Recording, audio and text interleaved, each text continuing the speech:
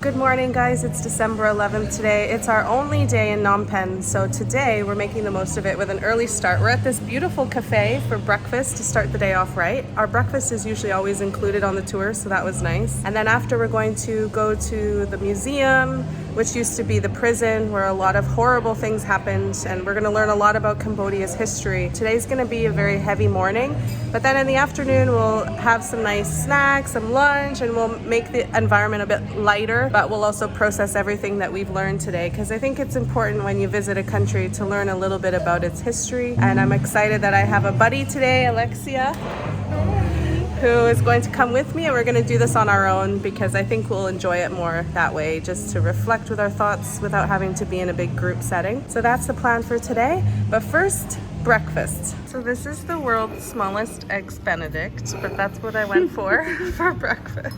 And that's Alexia's. Bon appetit. I feel like I'm gonna need it to order another one. I think we may have to have a second breakfast, but this is the starter. It's the appetizer. It's the appetizer for our actual breakfast, because we need to eat. We have a big day ahead of us. We're walking a lot more. Yeah. I never eat that much. Puffed rice with like something cooking.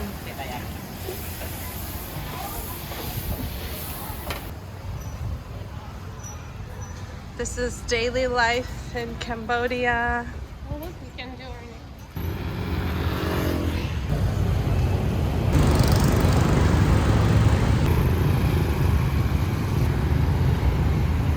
So many tuk-tuks.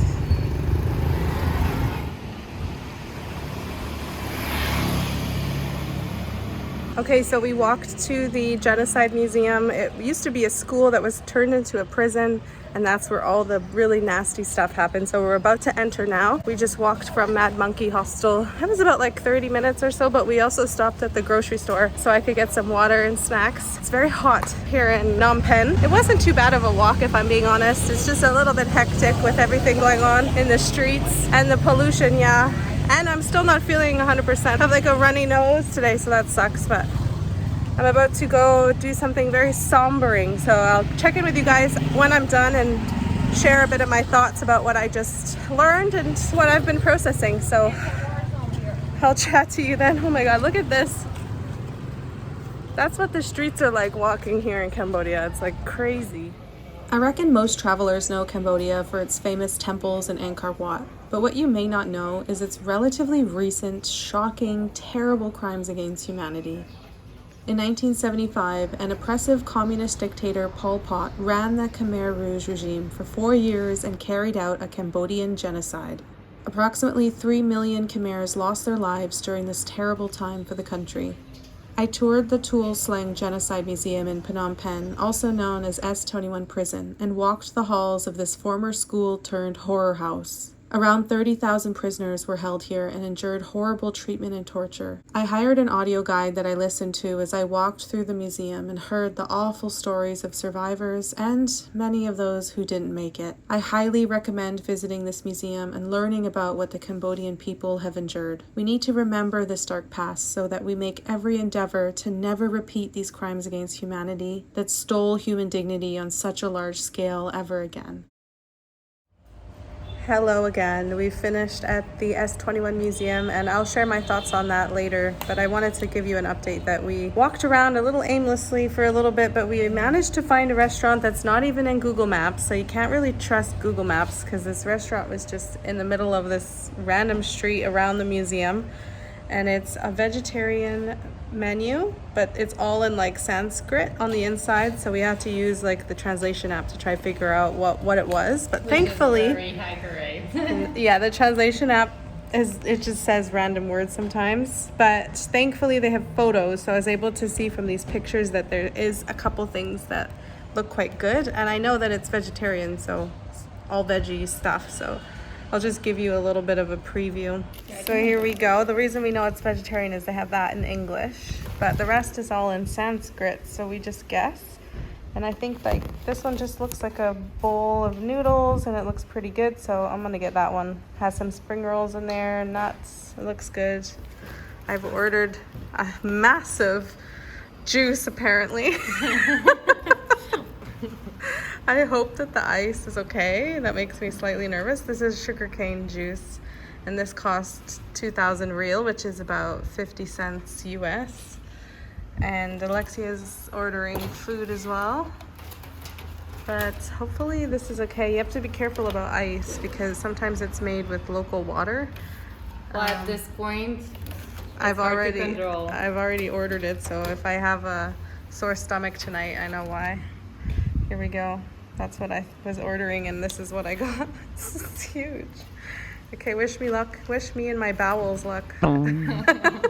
Okay, so change of plans. Alexia and I are still waiting for lunch, and it's almost 2:30 now, and we have our included rickshaw or tuk-tuk tour at 5:30 at the hostel. And we did some Googling and realized that the fields are actually 30 minutes by car out of the city center area. So then by the time we get there, do the tour, and then get one back and hit traffic, because it is like after work hours when we'd be trying to get back into the city center. We just discussed that it's likely not going to work. We wouldn't have time, and it would be very rushed. And we also both agreed, honestly, the museum did a really good job of explaining everything that happened. We saw a survivor who had done paintings of depicting what actually happened in the fields. That's just where people went to get mass executed in the fields. So I feel like I don't have any other questions left. And they even had real human skulls in the last room if you've already been to the museum, because you already have so much context from just what you learned in the museum.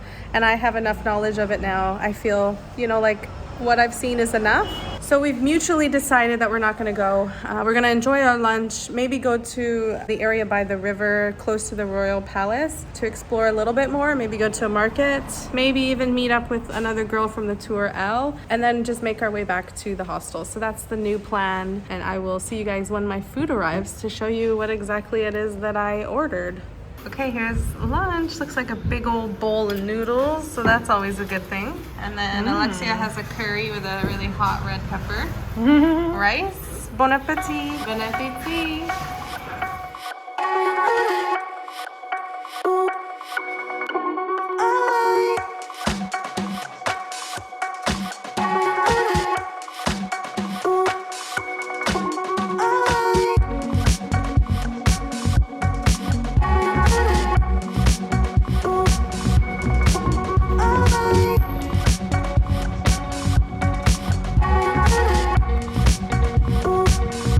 Okay, we made it back to the hostel after like an intense amount of walking. Like, I don't know what I thought walking around in 31-degree heat, if that was gonna be good for me or not, but it was horrible. Anyway, we made it back, I changed, and we're about to do an included cyclo tour. I didn't realize that they're actually only one per person. I thought it was more like that in a tuk-tuk, but no, it's an individual little thing that somebody's gonna push me around in. So we're gonna do a little city tour, and then we're gonna go grab our included dinner. It's gonna be a nice way to wrap up the day in Phnom Penh, something like that. We're in the cyclo. Look at that. That's a different way to get around. Wow. Okay, there's like a slight breeze. This is nice. I can like sit back and relax. I've never done this before.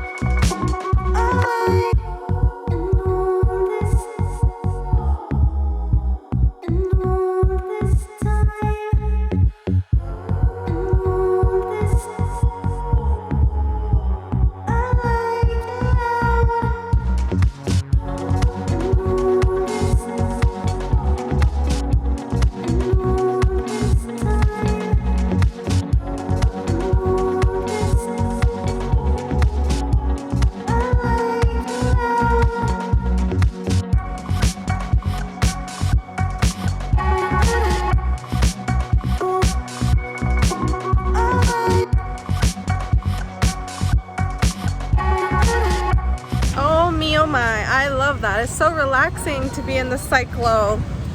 We're seeing so much of Phnom Penh that we didn't see today, so this would have been much nicer to walk around, but it's actually so much nicer to walk around here at night because it's just so hot in the daytime. I definitely got way too much sun today, and I'm just lucky I didn't get a sunburn, but this is just such a nice way to cap off our final night in Phnom Penh.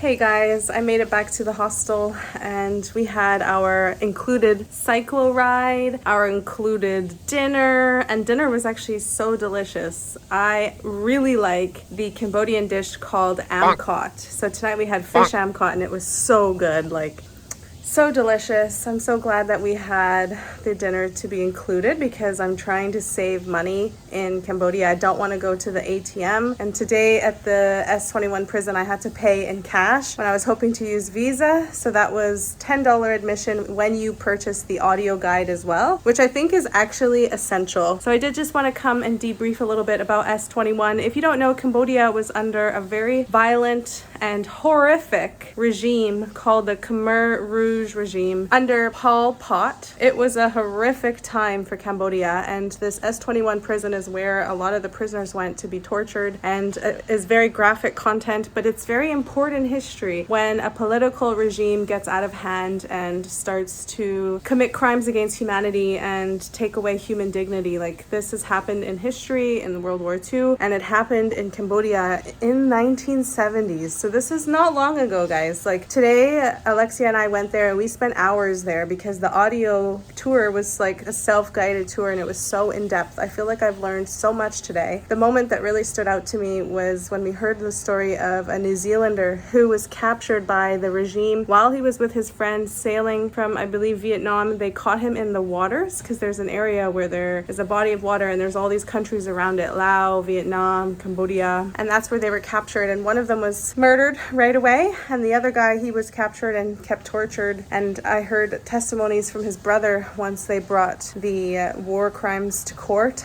to trial, and to hear that just brought tears to my eyes. It was devastating. Like, these stories and what happened to the people of Cambodia was devastating. And the other thing that is traumatizing to find out is that it was not very long ago, guys. Like, the 70s was not long ago at all. It was a very important piece of history. If you do visit Phnom Penh, I really recommend that you visit at least one of the two, so they're connected, the S21 prison and the actual fields where a lot of murders took place. And it's like a mass burial site where some of the remains can be seen depending on what kind of weather you get. So it's very heavy. I won't get into it in too much detail, but I really recommend you at least learn a little bit about Cambodia's violent history if you're planning to come here. I am leaving Phnom Penh feeling like I've gotten to see a lot of the city, especially the cyclo tour. We went to a lot of places that I missed during the day, and it was a lot more comfortable to explore at night without the sun blazing down on you. Yeah, that's it. Tomorrow we're leaving at 7 in the morning. We are heading on our way to Siem Reap.